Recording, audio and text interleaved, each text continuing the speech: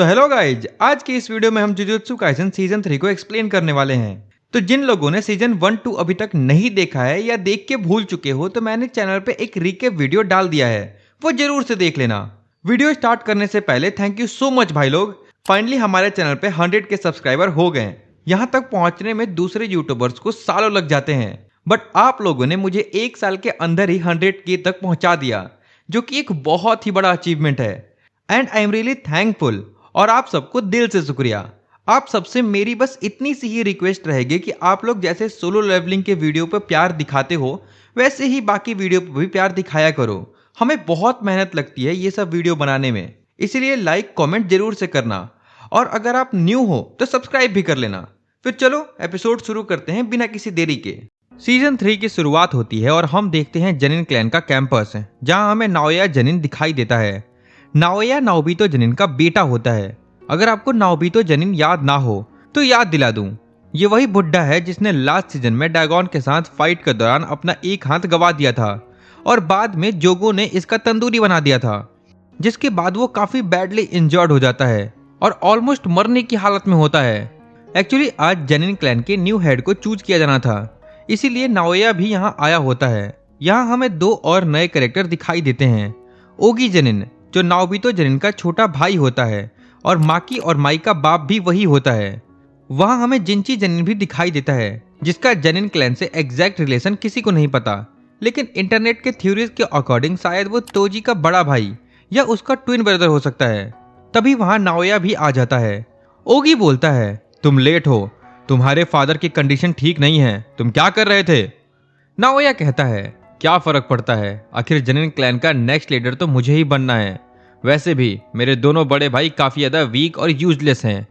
इसके बाद नाओया ओगी और जिनिची दोनों की बेइज्जती करने लगता है। एक पॉइंट पे उन्हें तोजी से कंपेयर कर देता है। ये सुनते ही ओगी जनिन गुस्सा हो जाता है और अपनी स्वॉर्ड नाओया के गले पर रख देता है। सिचुएशन काफी हीटेड हो जाती है। तभी वहां एक बंदा आता है और बताता है कि नाओबितो जनिन अब नहीं रहे। फिर वो उन्हें नाओबितो की आखिरी इच्छा पढ़ के सुनाता है, यानी जनिन क्लैन का अगला वारिस कौन होगा। और ऑफ कोर्स नाओया जनिन को ही चूज किया जाता है। वो जनिन क्लैन का 27th हेड बनने वाला होता है। वो ये भी बताता है कि जनिन क्लैन के सीक्रेट स्टोरेज में जितने भी फॉरबिडन वेपन्स और कर्स टूल हैं, उन सब का एक्सेस अब नाओया को मिलेगा। हालांकि उन फॉरबिडन वेपन्स और कर्स टूल को यूज करने के लिए उसे अपने अंकल ओगी जनिन या जिंची जनिन से परमिशन लेना होगा। ये सुन के नाओया थोड़ा चिढ़ जाता है, लेकिन तभी एक और ट्विस्ट आता है। वो बंदा बताता है कि नाओबितो जनिन ने यह भी लिखा है कि अगर किसी रीजन की वजह से गोजो मर जाता है या फिर अपनी पावर यूज करने की एबिलिटी खो देता है, तो उस केस में जनिन क्लैन का लीडर नाओया नहीं बल्कि मेगुमी फुसिगुरो बनेगा। ये सुनते ही नाओया पूरी तरह से भड़क जाता है और गुस्से में वहां से जाने लगता है। आखिर मेरे बाप ने कौन सा माल फूंक के ये सब डिसाइड किया? भला जनिन क्लैन को मुझसे बेटर कौन लीड कर सकता है? इसके बाद नाओया डिसाइड करता है कि वो मेगुमी फुसिगुरो को मार के अपने रास्ते से हटा देगा ताकि जनिन क्लैन का लीडर वही बन सके। उसकी सर्वेंट बताती है कि मेगुमी अभी यूजी इतोदोरी को ढूंढने के मिशन पर गया है, जो सुकुना का वेशल है। नाओया कहता है, अच्छा है, फिर मैं दोनों को एक साथ ही मार दूंगा, क्योंकि अब टोक्यो पूरी तरह कर्स स्पिरिट से सराउंडेड है। तो अगर नाओया मेगुमी को मार भी देता है तो किसी को कोई शक भी नहीं होगा। इसके बाद हम फाइनली यूजी इतादोरी को देखते हैं। यूजी अभी तक शिबुया इंसिडेंट के ट्रॉमा से बाहर नहीं आ पाया होता। तभी वहां चोसो आ जाता है और उसका हाल चाल पूछता है। यूजी बताता है कि वो फील कर पा रहा है कि उसके अंदर सुकुना की पावर काफी ज्यादा स्ट्रांग हो चुकी है। चोसो सजेस्ट करता है, तुम ठीक नहीं लग रहे हो, तुम्हें वापस जुजुत्सु हाई चले जाना चाहिए। लेकिन यूजी कहता है, मुझे पता है सुकुना मेगुमी के खिलाफ कुछ प्लॉट कर रहा है, ऊपर से मैंने इतने सारे लोगों को मार दिया है, तो अब मैं उनके साथ नहीं रह सकता। फिर यूजी चोसो से पूछता है, मैंने तुम्हारे भाइयों को भी मारा है, तो क्या तुम मुझे हेट नहीं करते? चोसो कहता है, बिल्कुल नहीं, वो एक इंसिडेंट था और ऊपर से अब हम दोनों सिबलिंग्स भी हैं। इसके बाद दोनों निकल जाते हैं टोक्यो में जितने भी कर्सेस होते हैं उनको मारने। कुछ देर बाद हम देखते हैं कि यूजी के पीछे काफी सारे कर्स स्पिरिट लगे हुए होते हैं। यूजी उन सबको अपने पीछे भागते हुए एक टनल के अंदर ले जाता है, जहां चोसो पहले से ही होता है। चोसो अपने ब्लड पियर्सिंग अटैक का यूज करके उन सबको एक साथ मार देता है। इधर एक जाइंट कॉर्स स्पिरिट चोसो पे अटैक करने वाला होता है, लेकिन यूजी टाइम पर पहुंच के उसे काफी आसानी से मार देता है। ये देख करके चोसो काफी इम्प्रेस्ड हो जाता है, क्योंकि यूजी अभी तक फुल्ली रिकवर भी नहीं हुआ होता, फिर भी इतनी अच्छी फाइट कर रहा होता है। तभी वहां नाओया जनिन की एंट्री होती है। नाओया कहता है, लगता है मेगुमी से पहले मैंने तुम्हें ढूंढ लिया, तुम्हें तो अब तक भाग जाना चाहिए था। यूजी पूछता है, भला हम क्यों और किससे भागें? नाओया बताता है, तुम्हें हायर अप्स ने डेथ सेंटेंस सुना दिया है, क्योंकि अब गोजो सील हो चुका है, तो तुम्हें बचाने वाला अब कोई भी नहीं है। वो आगे कहता है, वैसे तो मैं मेगुमी को मारने आया था, लेकिन तुम पहले मिल गए, तो पहले तुम्हें मारने में भी कोई हर्ज नहीं। इतना बोल के नाओया तुरंत यूजी के पीछे आ जाता है, और इससे पहले यूजी रिएक्ट कर पाता, नाओया एक एल्बो स्ट्राइक मार के उसे गिरा देता है। ये देख करके चोसो तुरंत यूजी को बचाने आता है, लेकिन नाओया उसे भी बुरी तरह पीट देता है, लिटरली मुक्कों की बरसात कर देता है, और चोसो को तो रिएक्ट करने का टाइम भी नहीं देता। इतना ही नहीं, वो चोसो की धुलाई करते करते लिटरली अपने बाल संवार रहा होता है। मतलब भाई अपना अलग ही ऑरा प्लस 999 करने में लगा होता है। नाओया से इतनी बुरी तरह पिटने के बाद चोसो और यूजी को रियलाइज हो जाता है कि कुछ तो गड़बड़ है। वो समझ जाते हैं कि नाओया बहुत फास्ट है, लेकिन उसकी टेक्निक काफी अलग है। वो लोग ये डिस्कस ही कर रहे होते हैं कि तभी उन्हें एक खतरनाक ऑरा फील होता है। यूजी को एक पल के लिए लगता है कि कहीं ये गोजो सेंसे तो नहीं, लेकिन फिर वो तुरंत समझ जाता है कि नहीं, ये ऑरा उनसे भी ज्यादा क्रीपी है। और तभी हम देखते हैं यूटा ओकोत्सु की एंट्री। आते ही यूटा पूछता है, तुम सब में से इतादोरी कौन है? यूटा को देखते ही नाओया की भी फट जाती है। वो कहता है, तुम यूटा ओकोत्सु हो ना, चिंता मत करो, मैं तुम्हारी साइड का ही हूँ। यूटा का नाम सुनते ही यूजी समझ जाता है कि ये वही सेकेंड ईयर स्टूडेंट है जिसे गोजो सेंसे ने ट्रेन किया था। इधर नाओया अपना इंट्रोडक्शन देता है और बताता है कि वो जनिन क्लैन से है। वो कहता है, मैं भी यूजी को मारने आया हूँ, लेकिन अगर तुम उसे मारना चाहते हो तो कोई बात नहीं, मैं बीच में नहीं आऊंगा। जब उधर यूटा और नाओया बात कर रहे होते हैं, इधर चोसो यूजी से कहता है कि वो यहाँ से भाग जाए। एक साथ दोनों को हैंडल करना बहुत मुश्किल है, मैं तब तक इस ब्लॉन्ड हेयर वाले को संभाल लूंगा, तुम जितना दूर हो सके उतना दूर भाग जाओ। यूजी वही करता है और तुरंत वहां से भाग जाता है, लेकिन यूटा भी बिना एक सेकंड वेस्ट किए यूजी के पीछे लग जाता है। इधर चोसो और नाओया की फाइट स्टार्ट होने वाली होती है। नाओया कहता है, मुझे पता है कि तुम्हारी टेक्निक ब्लड मैनिपुलेशन है, जो काफी ज्यादा लेम टेक्निक है। तुम्हें जितना टाइम अपना ब्लड पियर्सिंग अटैक को फोकस करने में लगता है, उतने में तो मैं तुम्हें 50 बार हरा दूं, इसीलिए तुम्हें मेरे हाथों से कोई नहीं बचा सकता। चोसो कहता है, मरने तो तुम वाले हो, तुम्हें क्या लगा मेरे छोटे भाई पे अटैक करके जिंदा बच जाओगे? तभी सीन कट होता है यूटा और यूजी की तरफ। यूटा अपनी स्वॉर्ड से यूजी पर अटैक करता है, लेकिन स्वॉर्ड टच कर पाए उससे पहले ही यूजी उसे अपने हाथों से रोक लेता है। उसके बाद यूजी तुरंत उठ करके यूटा के पीछे पहुंच जाता है, लेकिन यूटा उसे सेंस कर लेता है और तुरंत अपनी स्वॉर्ड घुमा करके अटैक करता है। यूजी तब तक उसके रेंज से बाहर जा चुका होता है। इसके बाद दोनों के बीच काफी देर तक बैटल होती है और दोनों एक से बढ़ करके एक प्रूव कर रहे होते हैं। यूजी सारे अटैक्स डॉज करते जा रहा होता है और यूटा धीरे धीरे अपनी स्पीड बढ़ाते जा रहा होता है। फाइट के बीच जैसे ही यूटा अपनी कर्स एनर्जी यूज करता है, यूजी सरप्राइज हो जाता है, क्योंकि यूटा के पास सिर्फ रॉ पावर ही नहीं बल्कि इंसेन अमाउंट में कर्स एनर्जी भी होती है।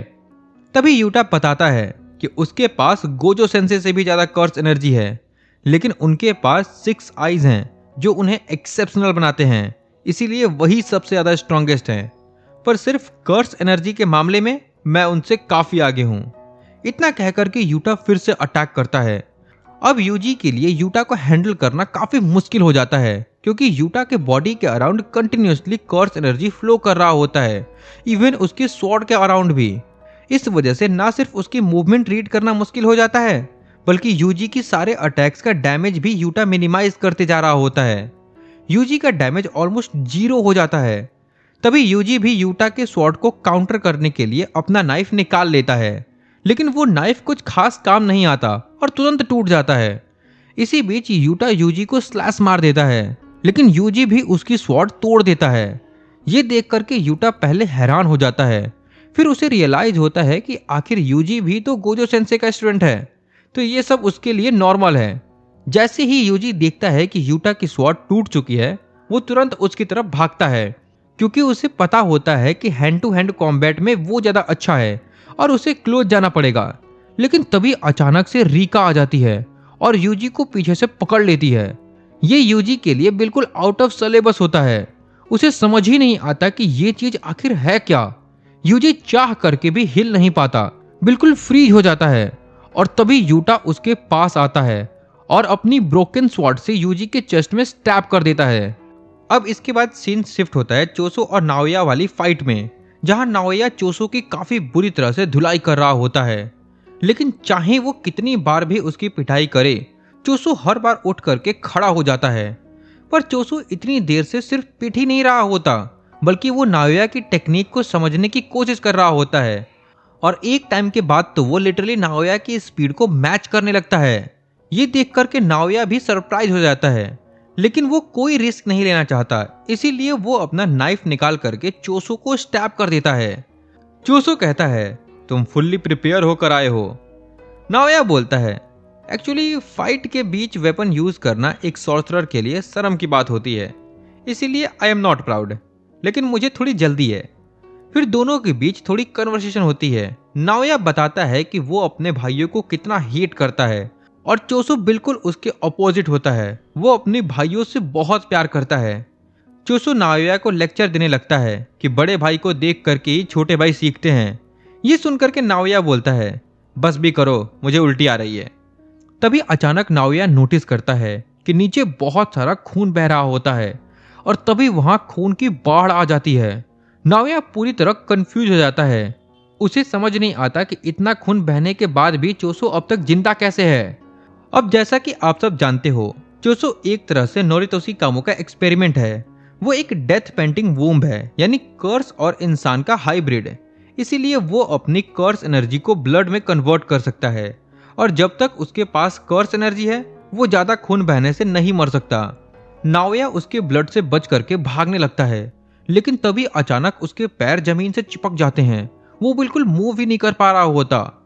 जमीन पर जो ब्लड होता है वो ग्लू की तरह नाओया को चिपक जाता है। इसका फायदा उठा के चोसो उस पर अपना ब्लड पियर्सिंग अटैक करने वाला होता है, लेकिन नाओया के पास अपने फादर जैसी 24 FPS वाली टेक्निक होती है, जिसमें वो एक सेकंड में 24 अलग अलग मूव्स कर सकता है। इसी टेक्निक का यूज करके वो चोसो के अटैक को डॉज करने की कोशिश करता है, लेकिन चोसो के पास सुपरनोवा टेक्निक होती है, जिसे मास्टर करने में उसे 150 साल लगे होते हैं। इस टेक्निक में वो टारगेट पर हर डायरेक्शन से अटैक कर सकता है। नाओया ने ये बिल्कुल एक्सपेक्ट नहीं किया होता और वो भी इसका शिकार हो जाता है। इसके चलते नाओया काफी बुरी तरह इंजर्ड हो जाता है और उसकी सारी हेकड़ी निकल जाती है। जरा सोचो, ये बंदा यूजी और मेगुमी को मारना चाहता था और चोसो से पिट गया। शुरुआत में तो पूरा ऑरा दिखा रहा था, अब 2 मिनट में ही इसके सारे ऑरा के आगे एल लग गए। फिर चोसो जब उसे खत्म करने जा रहा होता है, तभी वहां यूटा आ जाता है और एक पंच मार करके चोसो को साइड फेंक देता है। यूटा अपने साथ यूजी की डेड बॉडी भी लाया होता है। वो नाओया के पास जाता है और बोलता है, तुम काफी पेनफुल लग रहे हो, तुम चाहो तो मैं तुम्हें हील कर सकता हूँ, लेकिन बदले में तुम्हें जाग करके हायर अप्स को रिपोर्ट देना होगा कि यूजी मर चुका है। इसके बाद हमें यूजी का एक विजन दिखाया जाता है। उस विजन में यूजी अपने फादर जिन इतादोरी को देखता है। तभी वहां यूजी के ग्रैंडफादर आ जाते हैं और कहते हैं, तुम अपनी लाइफ जैसे चाहो जियो, लेकिन उस औरत से दूर रहना, वरना एक दिन मर जाओगे। और तभी हमें यूजी की मॉम काओरी भी दिखाई देती है। हम देखते हैं कि उसके सर पर बिल्कुल वही निशान होते हैं जो फेक गेटो के सर पर होते हैं। इसी के साथ ये विजन खत्म हो जाता है और तभी हमें दिखाया जाता है कि यूजी को होश आ जाता है, मतलब वो मरा नहीं था। वहां यूटा भी बैठा होता है। यूजी को जिंदा देख करके यूटा बहुत खुश हो जाता है और बोलता है, थैंक गॉड तुम जिंदा हो। एक्चुअली गोजो ने यूटा से कहा था कि अगर फ्यूचर में मुझे कुछ हो जाए तो यूजी का ख्याल रखना। इस वजह से यूटा ने यूजी को मारने का नाटक किया था और हायर अप्स तक मैसेज भी पहुंचा दिया कि यूजी मर चुका है, ताकि अब उसके पीछे कोई ना आए। यूजी पूछता है, तो जो तुमने मुझे स्टैब किया था वो भी फेक था? मुझे लगा कि मैं सच में मर गया। यूटा बताता है, स्टैब करते वक्त ही मैंने लास्ट मोमेंट पर कर्स रिवर्स टेक्निक यूज करके तुम्हें हील कर दिया था, लेकिन हम ये बार बार नहीं कर सकते वरना हायर अप्स को शक हो सकता है, पर फिलहाल के लिए तुम सेफ हो। यूजी कहता है, आखिर तुमने मेरे लिए इतना सब क्यों किया? यूटा बोलता है, ये काफी सिंपल है, जिन लोगों की मैं परवाह करता हूँ वो तुम्हारी परवाह करते हैं। तभी वहां मेगुमी आ जाता है और उन दोनों के बीच एक छोटा सा रियूनियन होता है। यूजी अभी तक शिबुया इंसिडेंट के कांड को लेकर के रिग्रेट में होता है, लेकिन मेगुमी उसे समझाता है। वो कहता है, अब हमारे पास इन सब के लिए टाइम नहीं है, मुझे तुम्हारी हेल्प चाहिए। ये सुनकर के यूजी शॉक हो जाता है। मेगुमी बताता है कि नकली गेटो ने एक किलिंग गेम शुरू कर दिया है, जिसमें हर सॉर्सरर को ना चाहते हुए भी एक दूसरे से फाइट करनी पड़ेगी और मारना पड़ेगा। इस गेम का नाम है कलिंग गेम। इसमें मेरी बहन सुमिकी को भी ना चाहते हुए पार्टिसिपेट करना पड़ेगा, इसीलिए मुझे तुम्हारी हेल्प चाहिए। ये सुनकर के यूजी भी तैयार हो जाता है। मेगुमी बताता है कि सबसे पहले हमें जुजुत्सु हाई वापस जाना होगा और मास्टर तेंजन से मिलना होगा, क्योंकि वही बता सकती हैं कि गोजो सेंसे को कैसे आजाद करना है, और ये भी कि नकली गेटो आखिर है कौन और उसका असली गोल क्या है। यूजी पूछता है, क्या मिस यूकी को ये सब पता है? मेगुमी बोलता है, ये प्लान उन्होंने ही बताया है, वो भी जुजुत्सु हाई में ही छुपी हुई हैं। तभी यूटा बोलता है, लेकिन हम मास्टर तेंगेन तक पहुंचेंगे कैसे? वहां 1000 से भी ज्यादा गेट्स होते हैं और वह कंटिन्यूअसली सफल होते रहते हैं। तभी वहां चोसो आ जाता है और कहता है, मास्टर तेंगेन के बैरियर में एंटर करने का रास्ता मैं बता सकता हूँ। माहितो ने एक बार वहां से डेथ पेंटिंग और सुकुना के फिंगर चुराई थी, हम भी वही करेंगे। इसके बाद नेक्स्ट डे हम देखते हैं कि सब लोग जुजुत्सु हाई पहुंचते हैं, जहां हमें यूकी और माकी भी दिखाई देती हैं। फिर चोसो उन सबको तेंगेन तक पहुंचने में मदद करता है। उसके जो 6 रिमेनिंग डेथ पेंटिंग होते हैं, जिनमें उसके बाकी भाई होते हैं, वो उन्हें सेंस कर सकता है। वो सब एक वेयर हाउस में स्टोर होते हैं, जो टेंजन के टॉम्ब के पाथ पर ही होता है। चोसो की हेल्प से वो लोग फाइनली टेंगेन के हॉल में पहुंच जाते हैं, लेकिन वहां कुछ भी नहीं होता। यूकी बताती है कि ऐसा इसीलिए हो रहा है क्योंकि टेंगेन उन सबको रिजेक्ट कर रही है, इसीलिए वो लोग वापस जाने लगते हैं। लेकिन तभी उनके पीछे टेंगेन खुद अपीयर हो जाती है। हमें पता चलता है कि वो वहां सबको जानती है और सबको ग्रीटिंग करती है। सबकी आंखें फट जाती है टेंजन को देखकर, क्योंकि उन सब ने उसे पहली बार देखा होता है। वहीं यूकी पूछती है, तुमने टॉम्ब ऑफ स्टार कॉरिडोर क्यों बंद कर रखा है? टेंगेन कहती है, मुझे लगा तुम सब केंजाकू से मिले हुए हो, क्योंकि मैं ये नहीं बता सकती कि किसके दिल में क्या चल रहा है। सब सोचने लगते हैं कि ये केंजाकू कौन है भला। तो टेंगेन कहती है कि केंजाकू वही है जिसे तुम नोरितोशी कामो कहते हो और जो अभी सुगुरु गेटो के बॉडी में है। यूकी अभी भी कंफ्यूज होती है कि आखिर ये क्या बात कर रही है, क्योंकि यूकी को अभी भी फेक गेटो यानी केंजाकू की रियल आइडेंटिटी नहीं पता होती।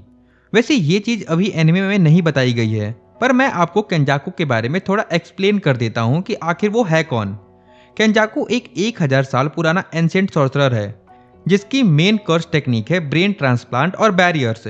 केंजाकू जिस भी बॉडी में अपना ब्रेन ट्रांसप्लांट करता है, वो उस सॉर्सरर के कर्स टेक्निक भी यूज कर सकता है, और वो ऐसे ही ब्रेन ट्रांसप्लांट करते करते अभी तक जिंदा है। इसकी सबसे पहले वाली बॉडी के बारे में हमें ज्यादा नहीं बताया गया, लेकिन इसकी लास्ट नोन बॉडी की बात करें तो वो थी नोरितोशी कामो की। उसी बॉडी के टाइम उसने 9 डेथ वूम पेंटिंग बनाए थे, जिससे चोसो ईसो केचिजो बने। उसके बाद उसने अपना ब्रेन काओरी इतादोरी के बॉडी में ट्रांसप्लांट किया, जो यूजी इतादोरी की माँ है। फिर उसके बाद उसने गेटो को ढूंढा, क्योंकि उसकी कर्स टेक्निक काफी पावरफुल थी। अब वापस स्टोरी कंटिन्यू करते हैं। इधर इतनी इंपॉर्टेंट बात चल रही होती है, पर इतादोरी को यह जानना होता है कि टेंगेन ऐसा क्यों दिखती है। टेंगेन बताती है, मैं इमॉर्टल जरूर हूं पर एजलेस नहीं, मेरी एजिंग होती रहती है। तुम भी अगर 500 साल से ज्यादा जिंदा रहोगे तो ऐसे ही दिखोगे। 12 साल पहले मेरी मर्जिंग रुक गई थी, क्योंकि स्टार प्लाज्मा वेसल को मार दिया गया था। इस वजह से मेरी एजिंग और फास्ट हो गई और एक इंडिविजुअल के तौर पर मेरी अवेयरनेस खत्म हो गई, और इसी वजह से मैं इस दुनिया के साथ मिक्स हो गई हूँ। तभी मेगुमी कहता है, हम यहाँ आपसे केंजाकू के मेन ऑब्जेक्टिव और प्रिजन रेल्म को कैसे ओपन करें ये जानने आए हैं। टेंगेन इसका जवाब देने से पहले एक कंडीशन रखती है। वो चाहती थी कि यूकी, चोसो और यूटा में से कोई 2 लोग वहीं रुक जाएं, उसकी प्रोटेक्शन के लिए। सब सोचते हैं, प्रोटेक्शन? पर तुम तो इमॉर्टल हो ना। माकी पूछती है, क्या तुम्हें भी सील होने या किसी और चीज से डर लगता है? वो बताती है, इसके पीछे का रीजन भी केंजाकू है। केंजाकू चाहता है कि वो सारे लोगों को इवोल्यूशन के लिए मजबूर कर दे। मैगुमी कहता है, इसके बारे में तो हमने भी सुना था, पर केंजाकू ने उसी टाइम सबको सॉर्सरर क्यों नहीं बना दिया जब उसके पास माहितो की कर्स टेक्निक आइडियल ट्रांसफिगरेशन की पावर आ गई थी। टेंगन उन्हें बताती है, उस वक्त उसके पास उतनी कर्स एनर्जी नहीं थी। फाइट के दौरान जो कर्स एनर्जी रिफाइन होती है वो वापस सॉर्सरर के पास नहीं जाती, और एक सिंपल कर्स टेक्निक के एनर्जी से सभी के अंदर इवोल्यूशन पॉसिबल नहीं है। इसीलिए उसने मुझे और ह्यूमन काइंड को मर्ज करने का आइडिया सोचा। तभी यूजी पूछता है, एक सेकेंड, आप तो सिर्फ स्टार प्लाज्मा वेसल के साथ ही मर्ज हो सकती हो ना, फिर ये आइडिया काम कैसे करेगा? टेंगन बताती है, ऐसा पहले होता था, पर पिछले 12 सालों से मैं खुद इवोल्यूशन में हूं, इसीलिए अब ये पॉसिबल है। इस पर चोसो पूछता है, तुम तो अकेली हो, एक टाइम पर सिर्फ एक ही पर्सन के साथ मर्ज कर पाओगी, फिर ये कैसे पॉसिबल है? टेंगन कहती है, जो तुम अभी मुझे देख रहे हो वो मेरी रियल आइडेंटिटी नहीं है। इवोल्यूशन के चलते अब मेरी सोल हर जगह है, और जैसा मैंने कहा, अब मैं हर जगह हूं। और तभी टेंगन जैसे दिखने वाली और कई सारे क्लोन्स वहां आ जाते हैं। फिर टेंगन कहती है, जो भी पर्सन मेरे साथ मर्ज करेगा वो करंट सॉर्सरर से भी ज्यादा पावरफुल होगा। वो ऐसे लोग होंगे जो यहाँ होंगे भी और नहीं भी। मेरे पास बैरियर टेक्निक है जिसकी पावर से मैं इस बॉडी फॉर्म को मेंटेन कर पा रही हूँ। पर अगर ह्यूमन काइंड इवॉल्व हुई और उनमें से एक भी पर्सन आउट ऑफ कंट्रोल हो गया तो पूरी दुनिया खत्म हो जाएगी, क्योंकि तब कोई बाउंड्रीज नहीं होंगी और एक पर्सन की बुराई सभी के अंदर तुरंत फैल जाएगी, और फिर पूरी दुनिया में वही होगा जो अभी टोक्यो में हुआ है। माकी कहती है, आप मर्ज करने से मना क्यों नहीं कर देती? टेंगन कहती है, यही सबसे बड़ी प्रॉब्लम है। इवॉल्व होने के बाद मैं एक कर्स स्पिरिट की तरह बन चुकी हूँ, इसीलिए केंजाकू जब चाहे मुझे कर्स मैनिपुलेशन टेक्निक से ऑब्जर्व कर सकता है। ये सुनते ही सबकी हालत टाइट हो जाती है और सब फाइनली समझ जाते हैं कि टेंगन को बॉडीगार्ड की जरूरत क्यों है।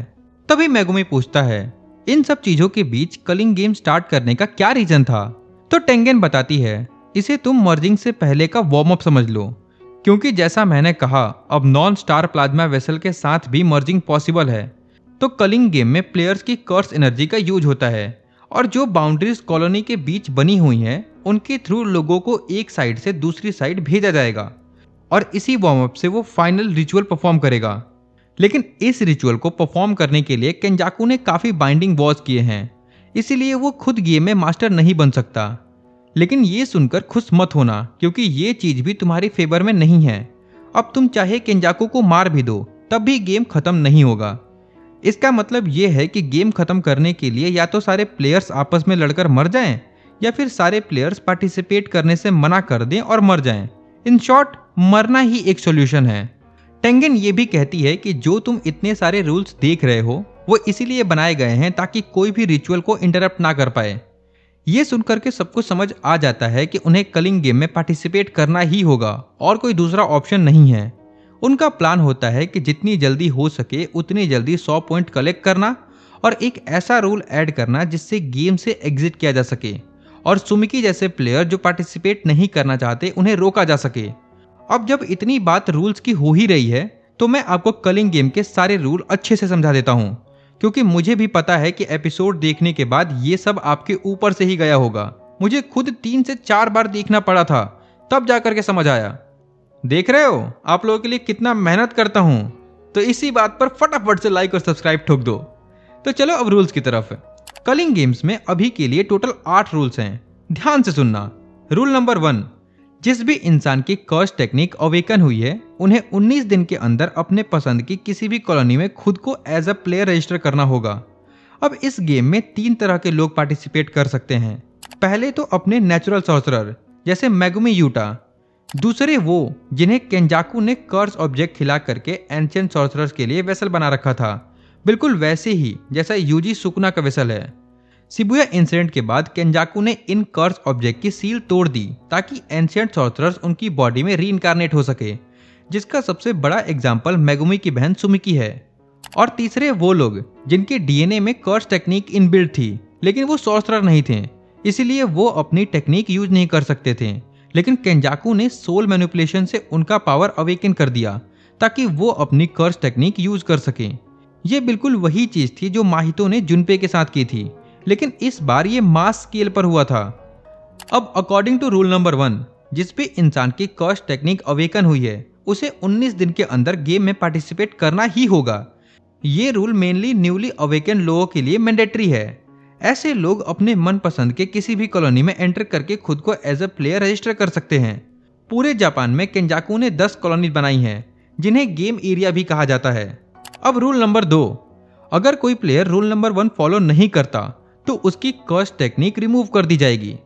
अब जब भी किसी की कर्स टेक्निक रिमूव होती है तो जो ब्रेन रीवायर हुआ था वो कंप्लीटली मिसमैच हो जाता है और उस पर्सन की तुरंत मौत हो जाती है। ये रूल सिर्फ अवेकन लोगों पर ही लागू होता है, नॉर्मल सॉर्सरर जैसे मेगुमी नोबारा यूटा पर नहीं, क्योंकि उन्हें केंजाकू ने पावर्स नहीं दी थी। इसके बाद रूल नंबर 3, अगर कोई नॉन प्लेयर गेम स्टार्ट होने के बाद किसी भी कॉलोनी में एंटर करता है तो उसका पार्टिसिपेशन ऑटोमेटिकली मान लिया जाएगा। इसका मतलब उसे ना चाहते हुए भी फाइट करना ही होगा।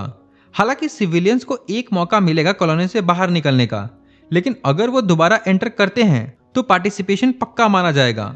इसके बाद रूल नंबर 4, जो कि सबसे इंपॉर्टेंट है, प्लेयर्स एक दूसरे को मार करके पॉइंट्स गेन करेंगे और मारने का मतलब है जान से मारना। अब पॉइंट डिस्ट्रीब्यूशन किस तरह से होगा ये हमें रूल नंबर 5 में बताया जाता है। पॉइंट का डिस्ट्रीब्यूशन गेम मास्टर डिसाइड करेगा। जनरली नॉन सॉर्सरर्स यानी सिविलियन को मारने पर 1 पॉइंट और सॉर्सरर को मारने पर 5 पॉइंट मिलेंगे। अब नेक्स्ट आता है रूल नंबर 6, अगर कोई प्लेयर 100 पॉइंट कलेक्ट कर लेता है तो वो गेम मास्टर के साथ नेगोशिएट करके एक नया रूल ऐड करवा सकता है, लेकिन इसमें भी कुछ कंडीशन है। कोई पुराना रूल रिमूव नहीं हो सकता, कोई ऐसा रूल ऐड नहीं हो सकता जो एग्जिस्टिंग रूल को किसी तरह से काउंटर करता हो। इसके बाद आता है रूल नंबर 7, गेम मास्टर को एडिशनल रूल एक्सेप्ट करने ही होंगे जब तक वो रूल नंबर 6 के अंडर आते हैं। लेकिन अगर कोई न्यू रूल गेम को एंड कर सकता है या किसी भी तरह से गेम में रुकावट ला सकता है तो गेम मास्टर उसे रिजेक्ट कर सकता है। अब इसके बाद फाइनल रूल नंबर 8, अगर किसी प्लेयर के 19 दिन तक पॉइंट्स सेम रहते हैं तो उसकी कर्स टेक्निक ऑटोमेटिकली रिमूव कर दी जाएगी। इसका मतलब जब से तुम कॉलोनी में एंटर करते हो तब से लेकर के नेक्स्ट 19 दिन तक तुम्हारे पॉइंट्स 0 ही हैं। मतलब तुम गांधी जी बनकर के घूम रहे हो, फिर तुम्हारे साथ भी वही होगा जो गांधी जी के साथ हुआ था। खैर, अगर 19 दिन तक तुम्हारे पॉइंट्स चेंज नहीं हुए तो प्लेयर की कर्स टेक्निक रिमूव हो जाएगी, मतलब खत्म। इसी वजह से नॉर्मल सॉर्सरर्स को भी ना चाहते हुए अपने हाथ खून से रंगने पड़ते हैं। तो ये थे सारे रूल्स जो केंजाकू ने अपने खूनी खेल यानी कलिंग गेम के लिए बनाए थे। इसको कलिंग गेम नहीं, किलिंग गेम ज्यादा कहना सही रहेगा।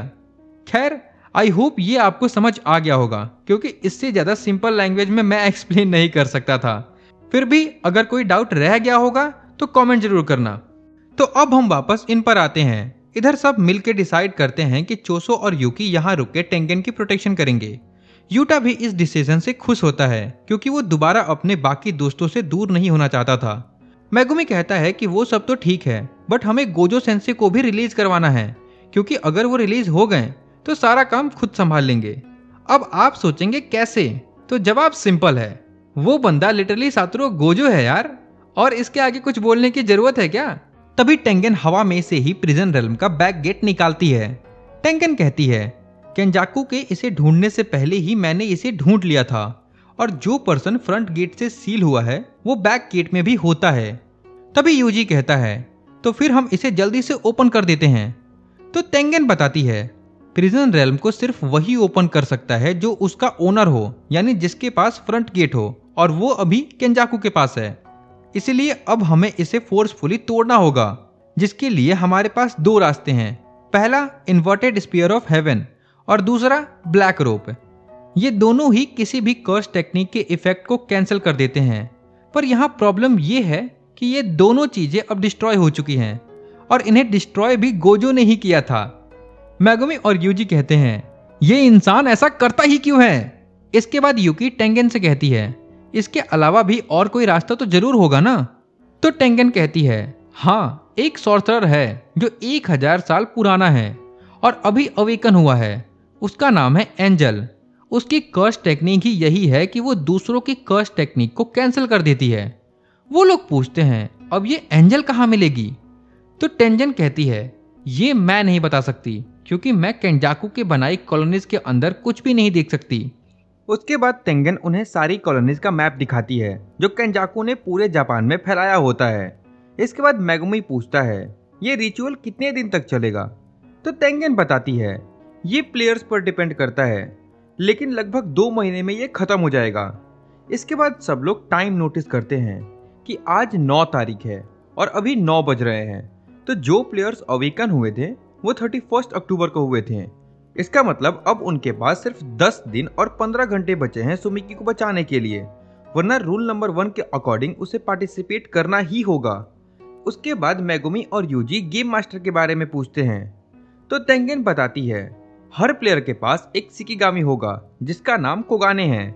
ये कोई गेम मास्टर नहीं है, ये बस एक गेम इंटरफेस है जो तुम्हें रूल्स, पॉइंट और सब इंफॉर्मेशन देता है। रूल्स ऐड कराना भी इसी के थ्रू होता है। तुम इसे जब चाहो जितनी बार चाहो बुला सकते हो। इसके बाद टेंगन से जो भी इंफॉर्मेशन लेनी थी वो कंप्लीट हो जाती है। चोसो और युकी को वहीं छोड़ करके बाकी सब जाने लगते हैं। माकी डिसाइड करती है कि वो जेनिन हाउस जाएगी ताकि वहां से सारे रिजर्व कॉस्ट्यूम ले आ सके। और अब जब मेगुमी जेनिन क्लैन का हेड है तो ये काम काफी आसान हो जाएगा। वहीं यूटा डिसाइड करता है कि वो कलिंग गेम में ज्वाइन करेगा और जितनी जल्दी हो सके उतनी जल्दी 100 पॉइंट कलेक्ट करेगा ताकि एक नया रूल ऐड कर सकें। यूटा उन्हें कहता है बस ये ध्यान रखना कि तुम सब एक ही कॉलोनी में एंटर ना करो वरना आपस में ही लड़ना पड़ जाएगा। तभी उन्हें पता चलता है कि बैरियर्स के अंदर फोन्स काम नहीं करते तो वो एक दूसरे से कांटेक्ट भी नहीं कर पाएंगे। उसके बाद माकी उनसे कहती है तुम दोनों किंजी हाकारी को ढूंढो। यूजी पूछता है किंजी ये कौन है? तो यूटा बताता है वो 3rd ईयर का सस्पेंडेड स्टूडेंट है। माकी कहती है अभी हमें लोगों की जरूरत है तो जो कर सकते हो करो, बस उस बंदे को ले आओ, वो बंदा बहुत कुछ अकेले संभाल लेगा। यूजी पूछता है क्या वो स्ट्रांग है? तो यूटा कहता है देखा जाए तो हाँ, क्योंकि अगर वो एक बार अपने जोन में एंटर कर गया तो वो मुझसे भी ज्यादा स्ट्रांग हो जाता है। उसके बाद चोसो और युकी को छोड़ करके बाकी सब अपने अपने प्लान्स के हिसाब से निकल जाते हैं।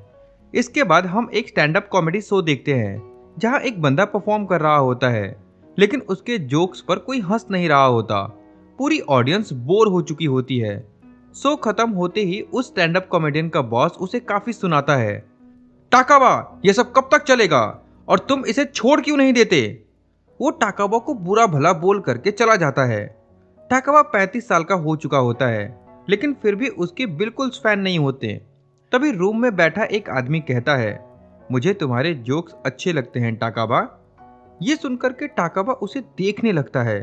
वो आदमी कहता है दुनिया में 2 तरह के कॉमिक्स बिकते हैं, पहला वो जो एक्चुअल में फनी होता है और दूसरा वो जिन्हें लोग समझते हैं कि वो फनी है।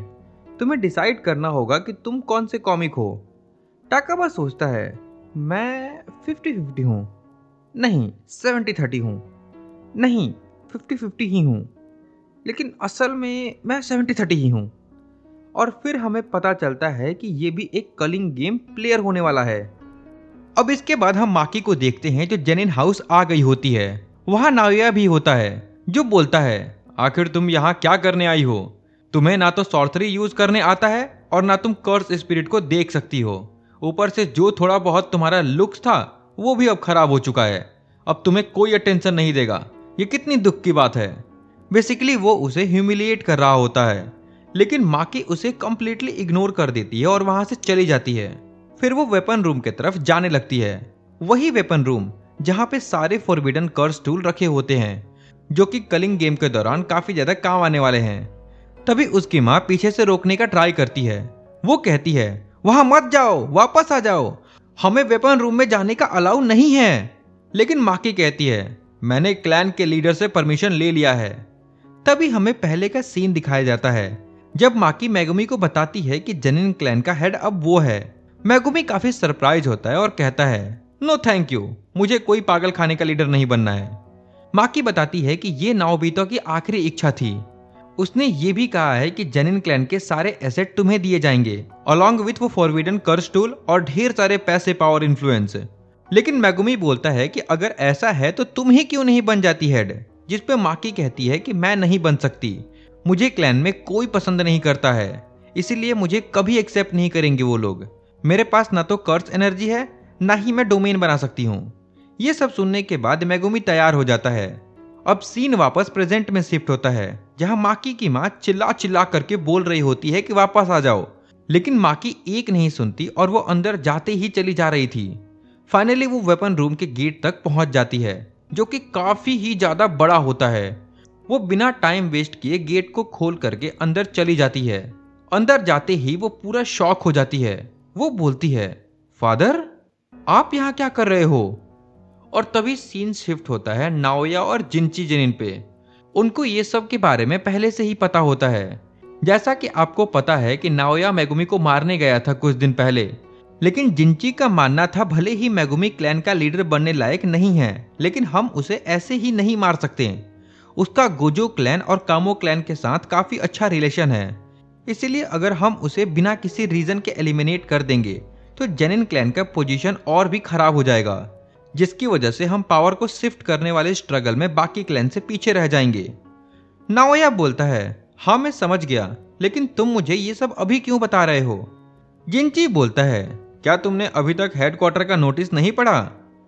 उस नोटिस के अकॉर्डिंग गोजो सातोरू को शिबुया इंसिडेंट के लिए दोषी पाया गया है और उसे हमेशा के लिए जुजुत्सु सोसाइटी से एक्सपेल कर दिया गया है। इसीलिए अगर कोई उसे प्रिजन रेल्म से निकालने की कोशिश भी करेगा तो वो एक क्राइम माना जाएगा और उसे कड़ी से कड़ी सजा दी जाएगी। जिंची बताता है कि हम इसका फायदा उठाकर मेगुमी, माकी और माई को मरवा देंगे और कह देंगे कि वो ट्रेटर्स हैं जो गोजो को प्रिजन रेल्म से निकालने में हेल्प कर रहे थे। इस तरह से हमारा दुश्मन भी मर जाएगा और कोई क्लैन वाले हमें ब्लेम भी नहीं डाल पाएंगे। नाओया पूछता है, तो क्या अंकल ओगी ये काम कर पाएंगे? जिंची बोलता है, ये प्लान उनका ही था। और तभी सीन शिफ्ट होता है माकी पे, जब उसके सामने उसका बाप ओगी जेनिन खड़ा होता है। वो बोलता है, यहाँ कोई कर्स टूल नहीं है, हमने पहले ही पूरा खाली करवा दिया था। और तभी हम देखते हैं कि माई जेनिन यानी माकी की ट्विन सिस्टर, जो कि काफी ज्यादा जख्मी हालत में जमीन पर पड़ी होती है, वो बोलती है, तुम यहाँ क्यों आ गई इडियट? ये सब देखने के बाद माकी अपना कर्स टूल निकालती है और अपने बाप की तरफ बढ़ने लगती है। ओगी भी फाइट करने के पोज में आ जाता है और कहता है, तुम्हें पता है जेनिन क्लैन का प्रीवियस हेड मैं क्यों नहीं बन पाया? माकी बोलती है, हाँ क्योंकि तुम एक सनकी हो जिसे अपने बच्चों का ही मर्डर करना पसंद है। तभी ओगी अपने स्वॉर्ड से अटैक कर देता है, लेकिन माकी उसको अपने कर्स टूल से डिफ्लेक्ट कर देती है। ओगी दोबारा स्वॉर्ड घुमा के अटैक करने जाता है, लेकिन माकी अपना कर्स टूल से लिटरली उसके स्वॉर्ड के 2 टुकड़े कर देती है। जैसे ही उसका स्वॉर्ड टूटता है, माकी को पता था कि उसका अटैक का रेंज अब कम हो गया है, इसीलिए वो उसके और क्लोज जा करके अटैक करने की कोशिश करती है। लेकिन ओगी अपने कर्स एनर्जी का यूज करके स्वॉर्ड के लेंथ को वापस से बढ़ा लेता है, जिसकी वजह से माकी उसके अटैक के रेंज में आ जाती है और उसे एक काफी डीप कट लग जाता है। माकी ने बिल्कुल एक्सपेक्ट नहीं किया था, वो सरप्राइज रह जाती है, बट अब काफी देर हो चुका था। वो काफी ज्यादा ब्लीड करने लगती है और बेहोश हो जाती है। अब थोड़ी देर बाद हम देखते हैं ओगी अपने दोनों बेटियों को ड्रैग करके ले जा रहा होता है और कहता है, मैं तुम दोनों के वजह से ही जेनिन क्लैन का लीडर नहीं बन पाया था। मैं किसी भी चीज में अपने भाइयों से कम नहीं था, सिर्फ एक चीज छोड़कर, मेरे पास तुम दोनों जैसे कमजोर और नाकामयाब बच्चे थे जो मुझे पूरी जिंदगी होल्ड बैक ही किए हैं। फिर वो उन दोनों को एक पनिशमेंट रूम में ले जाकर के वहां छोड़ देता है। ओगी बताता है कि ये एक पनिशमेंट रूम है जहां पे काउंटलेस ग्रेड 2 या उसके नीचे के कर्स स्पिरिट होते हैं। वो अभी मुझसे डर रहे हैं, इसीलिए बाहर नहीं आ रहे हैं, लेकिन जैसे ही मैं यहाँ से जाऊंगा वो तुम दोनों को कुछ सेकंड में ही जिंदा खा जाएंगे। इतना कह करके वो यहाँ से जाने लगता है। इधर माकी अभी भी बेहोश होती है क्योंकि उसका काफी ज्यादा खून बह चुका था, लेकिन माई को होश आ जाता है। वो उठ करके तुरंत माकी के पास आ जाती है और रोते हुए कहती है, तुम सच में काफी ज्यादा टफ हो, मुझे पता था एक दिन ये होने वाला था। जिसके बाद माई माकी को किस करती है लेकिन माई का माकी को किस करने के पीछे कोई रोमांटिक रीजन नहीं था, बल्कि वो किस असल में फेयरवेल और सोल ट्रांसफर का सिंबल था। जुजुत्सु काइसन के रूल के हिसाब से ट्विन एक ही कर्स एनर्जी सिस्टम शेयर करते हैं और जब तक माई जिंदा थी माकी अपने ट्रू पोटेंशियल तक नहीं पहुंच सकती थी। उस किस के साथ ही माई ने अपनी लाइफ को बाइंडिंग वॉ के थ्रू सेक्रीफाइस कर दिया, अपनी सारी कर्स एनर्जी माकी से परमानेंटली हटा दी और एक परफेक्ट कर्स टूल बनाया।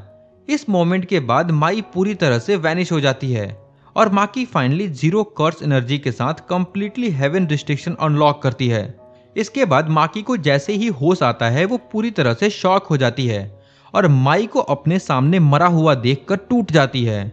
हमें उसके हाथ में वो कर्स टूल भी दिखाई देता है जो माई ने बाइंडिंग वो के थ्रू बनाया था। तभी हम ओगी जेनिन को देखते हैं। वो नोटिस करता है कि यहाँ जितने भी कर्स स्पिरिट थे वो सबको किसी ने एक्सरसाइज कर दिया, लेकिन तभी उसे अचानक कुछ बहुत ही खतरनाक ऑरा सेंस होता है जो कि उसे तोजी से काफी सिमिलर लग रहा था। वो काफी ज्यादा डर जाता है और बोलता है, ऐसा नहीं हो सकता, तुम जिंदा कैसे बच गई? और अपना स्वॉर्ड निकाल कर कहता है, इस बार मैं तुम्हें नहीं छोड़ूंगा, तुम्हारी हड्डियां तक जला दूंगा।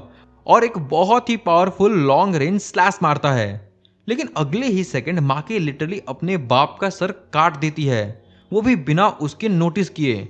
मतलब वो अब लिटरली तोजी के लेवल का बन चुकी थी। अब इसके बाद सीन शिफ्ट होता है जेनिन क्लैन के कैंपस में, जहां पे तुरंत खबर फैल जाती है कि माकी ने अपने बाप को मार दिया और पागल हो गई है। वहां नाओया और जिंची भी होते हैं, बट वो लोग इसको ज्यादा सीरियस नहीं लेते। तभी वहां जेनिन क्लैन का कॉम्बैट स्क्वाड आ जाता है। वो बोलते हैं, आप लोग चिंता मत करो, हम माकी को पकड़ लेंगे। उन्हें लगता है कि माकी ने ओगी को धोखे से मार दिया होगा। एक्चुअली ये कॉम्बैट स्क्वाड नॉन सॉर्सरर्स की होती है, लेकिन ये लोग काफी ज्यादा स्किल्ड फाइटर्स होते हैं। जेनिन क्लैन वाले इनका यूज अपने डर्टी काम करवाने के लिए करते हैं। इसमें हजारों सोल्जर्स होते हैं। एक टाइम पे माकी भी इस स्क्वाड का पार्ट हुआ करती थी। इधर फाइनली माकी वेपन रूम से बाहर आ जाती है, लेकिन बाहर आते ही सारे सोल्जर्स उसे घेर लेते हैं और सब मिलकर के एक साथ अटैक करने के लिए बढ़ते हैं। बट अब ये पहली वाली माकी नहीं थी, वो लिटरली उन सबको काट कर रख देती है। उसके अटैक्स इतने फास्ट होते हैं कि कोई भी सोल्जर उसे टच तक नहीं कर पा रहा होता और वो उन सबको ब्रूटली मार रही होती है। वॉल पर लिटरली खून से पेंटिंग बन रही होती है। थोड़ी देर बाद वो सारे सोल्जर्स को डिफीट कर देती है। वहां पे लिटरली खून की नदियां बह रही होती है। तभी माकी सेंस करती है कि वहां कोई आ चुका है। हम देखते हैं वो बंदा कर्स टेक्निक यूज करके एक जाइंट हैंड बनाता है और माकी को मसलने की कोशिश करता है, बट माकी काफी इजीली उसको एस्केप कर लेती है। तभी हमें दिखता है कि 3 सॉर्सरर्स की टीम आ चुकी है, जिनको हे बोला जाता है। असल में ये लोग जेनिन क्लैन के स्ट्रॉन्गेस्ट सॉर्सरर्स की टीम होते हैं, जिसमें से एक बंदा जिंची जेनिन भी होता है। उसके साथ कॉम्बैट स्क्वाड का कैप्टन भी होता है। माकी सबसे पहले उस पे ही अटैक करती है। वो बंदा डॉच करने का ट्राई करता है, लेकिन माकी का स्पीड इतना ज्यादा तेज होता है कि वो मैच ही नहीं कर पाता और माकी लिटरली अपने बेयर हैंड से उसका गला चीर देती है। उसके बाद वो उस हे टीम के बुढ़े पे अटैक करने जाती है। वो भी माकी की इम्प्रूवमेंट देख के शॉक होता है। वो सोचता है ये तो सेम माकी नहीं है, लेकिन जब तक वो रियलाइज करता तब तक माकी उसका भी गला चीर कर मार देती है। लेकिन तभी जो उस टीम में बच्चा था वो अपनी कर्स टेक्निक यूज करके माकी को जोर से पकड़ लेता है और एक जगह पर रोक देता है। माकी हिल नहीं पा रही होती। वो जिंची को बोलता है कि मैं ज्यादा देर तक इसे होल्ड नहीं कर पाऊंगा, अब जल्दी से उसको खत्म करो। लेकिन माकी भी अपना पूरा स्ट्रेंथ लगा रही होती है उसके ग्रिप से निकलने के लिए। उधर उस बंदे की लिटरली हालत खराब हो रही थी, क्योंकि माकी को होल्ड करने में इतना ज्यादा प्रेशर लग रहा था कि उसके मसल्स टीयर होने लगते हैं, उसके आई बॉल्स बाहर आने लगते हैं, लेकिन फिर भी वो किसी तरह से माकी को होल्ड किए रखता है। तब तक जिंची माकी पे अपना काफी पावरफुल अटैक लॉन्च करता है, जिसकी वजह से वो पूरा एरिया डिस्ट्रॉय हो जाता है और चारों तरफ स्मोक फैल जाता है। इधर वो बच्चा बोलता है, आपने फाइनली उसे डिफीट कर दिया जिंची सर। इतना बोल करके वो अपना दम तोड़ देता है। तभी स्मोक साफ होता है और हम देखते हैं कि उसमें से माकी निकल रही है और उसके हाथ में जिंची का सर होता है, जो कि वो नदी में फेंक देती है। मतलब इस वक्त वो मॉमी माकी से मॉन्स्टर माकी बन चुकी थी। तभी वहां नाओया भी आ जाता है। वो बोलता है, तुम तो काफी ज्यादा क्रूर हो, क्या तुम्हारे पास दिल नहीं है? माकी कामली बोलती है, नहीं, दिल तो वो ले गई अपने साथ। मतलब डैम भाई, क्या लाइन बोला, मुझे अपनी एक्स की याद आ गई। खैर, इधर इन लोगों का फाइट स्टार्ट हो जाता है, लेकिन इस बार माकी बुरी तरह सिर्फ पिट रही होती है। बट वो इस बीच नाओया की FPS टेक्निक को काउंट करने का ट्राई कर रही थी, लेकिन नाओया रुकने का नाम ही नहीं ले रहा था। वो मुक्कों की बरसात कर देता है। हालांकि माकी को कुछ खास डैमेज नहीं हो रहा था, बट उसे कोई ओपनिंग भी नहीं मिल रहा था। नाओया बोलता है, तुम तोजी नहीं हो और ना ही उसके जैसा कभी बन पाओगी, तुम सिर्फ एक इम्पोस्टर हो। जैसा कि आपको पता है कि नाओया की टेक्निक में वो जिस भी चीज को टच करेगा उसको 1 सेकेंड के अंदर 24 अलग अलग मूव डिसाइड करना पड़ेगा। अगर कोई फेल हो जाता है तो वो 1 सेकेंड के लिए फ्रीज हो जाएगा, जो कि काफी होता है नाओया जैसे बंदे के लिए। इसीलिए माकी भी इतना स्ट्रगल कर रही होती है, लेकिन काफी देर पिटने के बाद माकी फाइनली उसके टेक्निक को समझ लेती है। वो बोलती है, तुम्हारी टेक्निक तुम्हें 1 सेकेंड में 24 मोशन बनाने देती है। मैं अब फाइनली तुम्हारे अटैक के थ्रू देख पा रही हूँ, तुम कुछ फास्ट वगैरह नहीं हो। और वो लिटरली उसके स्पीड को मैच कर पा रही होती है। ये देख के नाओया की भी लिटरली फट जाती है। इससे पहले कि वो कुछ कर पाता, माकी सीधा उसके मुंह पर एक ऐसा पंच मारती है जिससे लिटरली उसका स्कल शैटर कर जाता है, जो कि देखने में काफी ज्यादा सेटिस्फाइंग लगता है।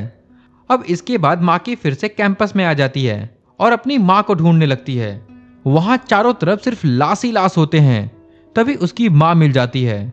वो काफी ज्यादा डरी होती है और बोलती है, ये क्या कर दिया तुमने, तुम मुझसे दूर रहो। माकी पूछती है, तुम मुझे वेपन रूम में जाने से क्यों मना कर रही थी? माकी समझ चुकी थी कि कहीं ना कहीं जो भी माई के साथ हुआ है उसके पीछे इसकी माँ का भी हाथ होगा। इसीलिए वो अपनी माँ की भी एक बात नहीं सुनती और उसको भी मार देती है। अब थोड़ी देर बाद हम माकी को देखते हैं, जो माई की डेड बॉडी लेकर के बाहर जा रही थी। तभी वहां माई की एक क्लासमेट आ जाती है, जो उसकी काफी अच्छी दोस्त थी। वो बहुत ज्यादा रोने लगती है और बोलती है, इसीलिए मैं मना कर रही थी उसे कि वो नहीं जाए। माकी उसका डेड बॉडी उसके पास रख देती है और कहती है, तुम इसका ख्याल रखना। इतना कह करके वो वहां से चली जाती है। और इसी के साथ ये एपिसोड यहीं पे खत्म हो जाता है। अगर आपको मेरी एक्सप्लेनेशन अच्छी लगी और मजा आया हो तो लाइक शेयर सब्सक्राइब ठोक दो यार। मुझे बहुत मेहनत लगी इस वीडियो को बनाने में, पिछले 2 रात से जग के वीडियो बनाया हूं, तो आपके सपोर्ट का बहुत जरूरत है। अगर आप लोग सपोर्ट करोगे तो नेक्स्ट पार्ट भी जल्दी जल्दी लाऊंगा, इसीलिए सब्सक्राइब करना मत भूलना। By the way Solo Leveling fans, next 2 से 3 दिन में वही वीडियो अपलोड कर रहा हूं, तो आप लोग भी बस थोड़ा सा और वेट कर लो। बाकी आज के लिए इतना ही, मिलते हैं नेक्स्ट वीडियो में, बाय।